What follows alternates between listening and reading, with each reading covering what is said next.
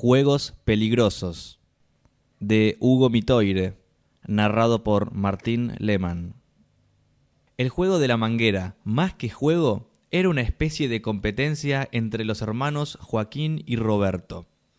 Allí en el campo, en el caluroso clima chaqueño, donde no hace frío ni en invierno, refrescarse de cualquier forma y en cualquier lugar era una necesidad. Ese mes de diciembre, con toda la sequía que ya duraba más de 10 meses, el calor y el viento norte abrasador era como si a uno lo estuviera asando a la parrilla. En el campo, estos adolescentes no tenían muchos entretenimientos para elegir, ni siquiera amigos cercanos para ir a visitar. Cazar o pescar eran la máxima diversión. Para jugar a las cartas tenían que esperar la visita de algunos amigos o parientes, ya que a sus padres no les gustaba. Por si fuera poco, tenían casi prohibido jugar con agua, porque culpa de la sequía era necesario no malgastar.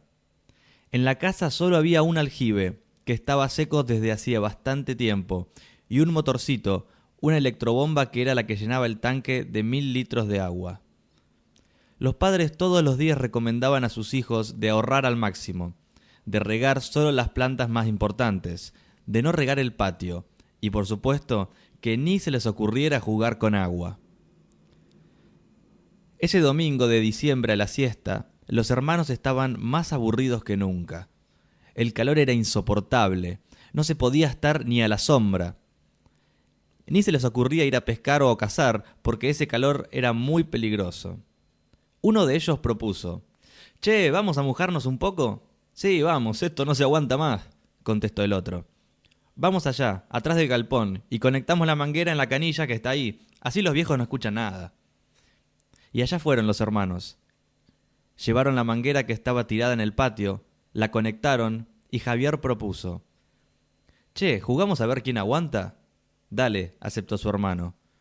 Roberto agarró la punta de la manguera y la metió en la boca, mientras su hermano observaba y esperaba la orden, agarrando la manija de la canilla. El juego era quién aguantaba más la presión, sin que escape ni una sola gota de agua. A veces había que tragar un poco para no perder, pero el asunto era que no chorreara nada. Cuando Roberto hizo señas con su pulgar, Javier abrió la canilla al máximo.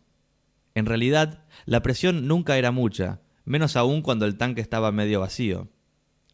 Ahora, al parecer, tenía bastante presión, porque a Roberto se le inflaron de golpe los cachetes. Trató de aguantar tragando un poco, pero parece que se atoró porque empezó a toser y a escupir. «Perdiste, ahora me toca a mí», dijo Javier cerrando la canilla. Siguió tosiendo un poco más y se sentó al lado de la canilla donde seguía carraspeando. «Dale, che, no es para tanto. Mirá y aprendé cómo hay que hacer». Puso la manguera en la boca, aguantó la respiración y le hizo señas a su hermano que abriera. Abierta al máximo la canilla, Javier resistía sin tragar y sin que se le escape una sola gotita. Con sus cachetes inflados y rojos, los ojos parecían a punto de saltar. Aguantó unos 10 o 15 segundos hasta que sacó la manguera y escupió. «Gané», dijo triunfante, apuntando ahora la manguera hacia su hermano y mojándolo todo. Luego, poniendo el chorro sobre su cabeza, empezó a mojarse y refrescarse. «Soy un capo», decía, y lo cargaba a Roberto. Como ya se habían refrescado bien, volvieron a enrollar la manguera y la dejaron nuevamente tirada en el patio. Ahora tenían que esconderse hasta que se secaran, porque si no, se iban a ligar un reto de los padres. A la hora más o menos, ya estaban totalmente secos y volvieron a la casa. Sus padres ya estaban levantados. «¿Dónde estuvieron?», preguntó la madre. «En el galpón», contestó Javier. «¿Y a vos qué te pasa?», preguntó la madre a Roberto. «Nada, ¿por qué?». «Te noto medio pálido. ¿Qué estuvieron haciendo?». «Nada, estábamos hablando pavadas nomás», colaboró Javier. Y Roberto, que en realidad no se sentía muy bien, no quería decir nada. Se daba cuenta que empezó a sentirse medio raro. Un rato después de haberse atragantado con el agua, sentía como una molestia en el estómago, pero ni loco iba a contar eso. «Vení, Roberto, vamos a preparar un tereré», propuso Javier, para evitar que le sigan preguntando cosas. Sin embargo, antes que empezaron a tomarlo, Roberto le dijo a su hermano que se sentía mareado, que parece que tenía fiebre o chuchos y que no tenía ganas de tomar nada. Dejate de embromar. No vayas a contar que te atragantaste. Anda a acostarte y ya se te va a pasar, aconsejó Javier. Apenas acostado, ya notó que las cosas le daban vuelta a su alrededor. Tenía ganas de vomitar, pero no vomitaba. Tenía mucho frío y empezó a temblar. «Mamá, vení por favor», llamó a su madre. Cuando escucharon el llamado, acudieron los tres. La madre fue la más preocupada, y el padre propuso llevarlo hasta el pueblo, para que lo vea un médico. Salieron de inmediato en la camioneta. Roberto cada vez más pálido, transpiraba y se quejaba de un dolor en la boca del estómago. Se le habían empezado a hinchar los ojos, y tenía algunas manchitas en la piel. El padre aceleraba todo lo que podía, la madre lo acariciaba, cada vez con más angustia, y Javier empezó a llorar. «Mamá, nosotros estuvimos jugando con la manguera, y él se atragantó, y parece que tragó mucha agua, porque después no paraba de toser», confesó entre llantos el hermano. La madre y el padre lo retaron un poco, pero estaban más preocupados por Roberto, que ahora ya cerraba los ojos como si fuera a desmayarse. Llegaron al pequeño hospital, y de inmediato fue atendido. El médico apenas lo revisó, ordenó ponerle suero, y muy preocupado le preguntó a los padres: «¿Tomó o comió algo raro?»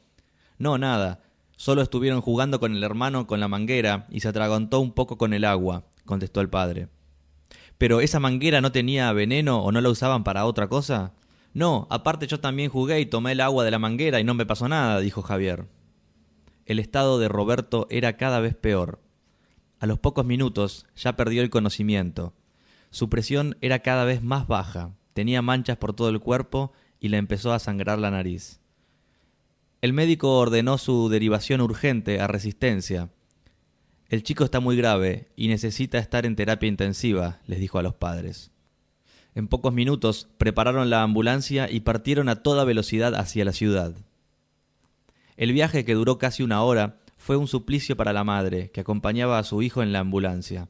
El padre y el hermano lo seguían en la camioneta. Era casi de tardecita, cuando llegaron al hospital Perrando. Allí ya lo estaban esperando porque el médico del pueblo había avisado por teléfono que mandaba a un paciente muy grave. Lo bajaron y de inmediato lo llevaron a terapia intensiva. Roberto estaba inconsciente, todo hinchado y tenía dificultades para respirar. Apenas se le sentía el pulso. Enseguida hubo que ponerle el respirador artificial. Los médicos estaban muy preocupados y les hacían cientos de preguntas a los padres, que no encontraban explicación. A las 9 de la noche, Roberto murió. Los padres y el hermano gritaban, lloraban y se abrazaban, sin poder contener el dolor. Estaban solos, no habían podido avisar a ningún pariente o amigo, solos con su hijo muerto y su infinito dolor. Javier, con sus 14 años, se echaba la culpa de la muerte de su hermano menor, pegaba la cabeza contra las paredes y pedía a gritos y suplicando perdón a su querido hermano. Unos minutos después, el médico de guardia comunicó a los padres que sentía mucho el dolor y esta desgracia, pero como había sido una muerte muy rara, y más que nada porque no se conocía la causa, él debería comunicar a la policía, y con toda seguridad le harían una autopsia. El forense, con la ayuda de un cirujano del hospital, comenzó la autopsia a eso de las 11 de la noche. Cuando abrieron el abdomen, todo parecía estar bien, todos los órganos estaban en su lugar, pero lo que le llamó la atención fueron esas manchas en el estómago, como pequeñas hemorragias. Abrieron el órgano y se quedaron helados. Ninguno de los dos, con toda la experiencia y todos los años encima de casos raros y de operaciones de todo tipo, nunca habían visto algo así. Dentro del estómago había una pequeña víbora de coral, de las verdaderas, de las que te muerden y te morís. Tenía unos 15 centímetros y se notaba que había mordido en muchos lugares de ese estómago, hasta matar y hasta morir. Fin del cuento.